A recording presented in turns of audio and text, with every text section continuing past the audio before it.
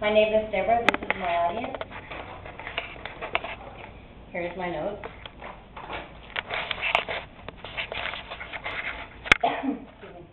Many people have gone into debt in our current economy. But have you ever stopped to think about the things that can impact your credit score? Many things are hidden, and nothing is ever what you think it is. In an age where being able to get a loan on a house, a car, or even insurance coverage, your credit score has the power to determine how much you will pay for the coverage or how much your interest rate might be.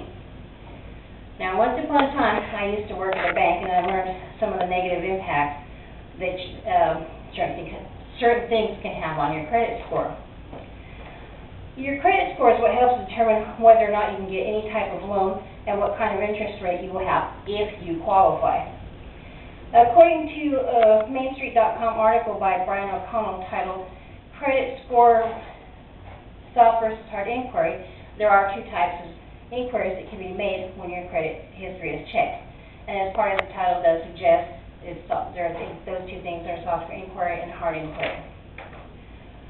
According to the article, hard inquiries are triggered when you apply for a loan or for credit, but they can also be triggered by something as simple as opening up a checking account. According to O'Connell, while hard inquiries don't impact your credit score, they do stay on your record for 2 years. But if you have too many on your credit history, it can damage your score. And he also reports that a hard inquiry, if it results in a negative being on your credit score, it'll only stay on there for 2 years. Just as incidental, all inquiries will stay on your score for a maximum of 2 years. O'Connell also goes on to report that soft inquiry is normally non-credit related. These would be things such as, an employer inquiry. But O'Connell defines a soft inquiry as ordering your own credit report, or an employer checks your credit report before offering you a job. And he finishes by saying that you can avoid soft inquiries by not signing up for, those store credit cards or those zero down for how many months type payments. And then he ends by stating that while a soft inquiry won't hurt your credit score, again, the hard inquiry has the potential to bring your credit score down, and they do it because they do add up over time. There's another rising risk in consumer debt. And I found an article on CBS Money Watch titled "Jailed for $280, the Return of Debtor's Prison."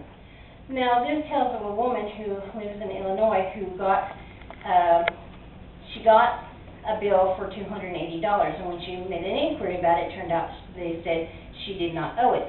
However, somewhere down the line, the sheriff's department wound up in her doorstep, and they arrested her and jailed her. And while debtor's prisons basically have been abolished since the 1830s,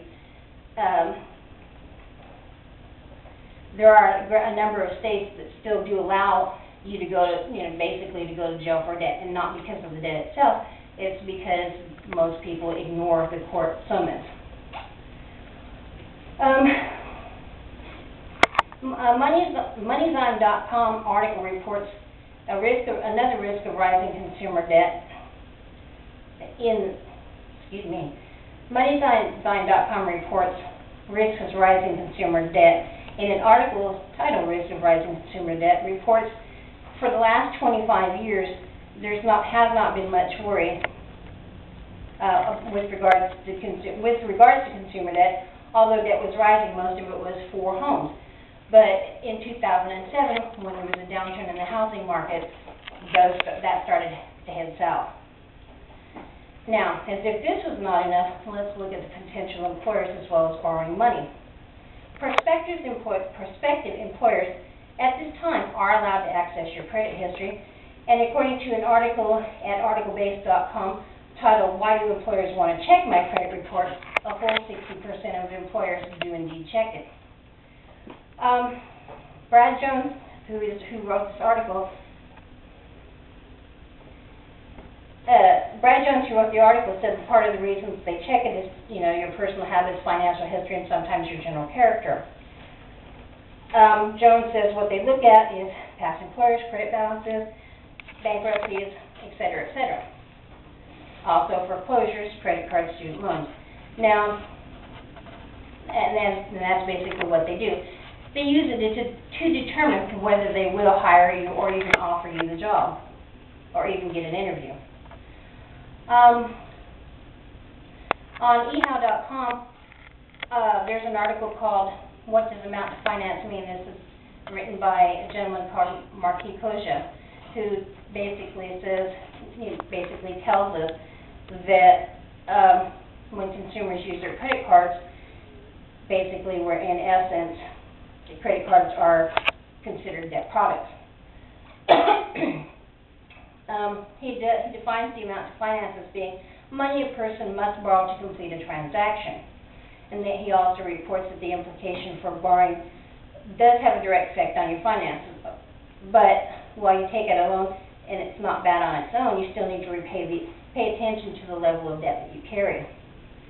Now, in today's economy, while you have many things that do affect your credit rating, and while an item on your credit history will stand it a few years, it does eventually come off. So there might be a lot of things on your credit history that you're not aware of. So in today's world where credit seems to be everything, it really does pay to pay attention to it. Thank you.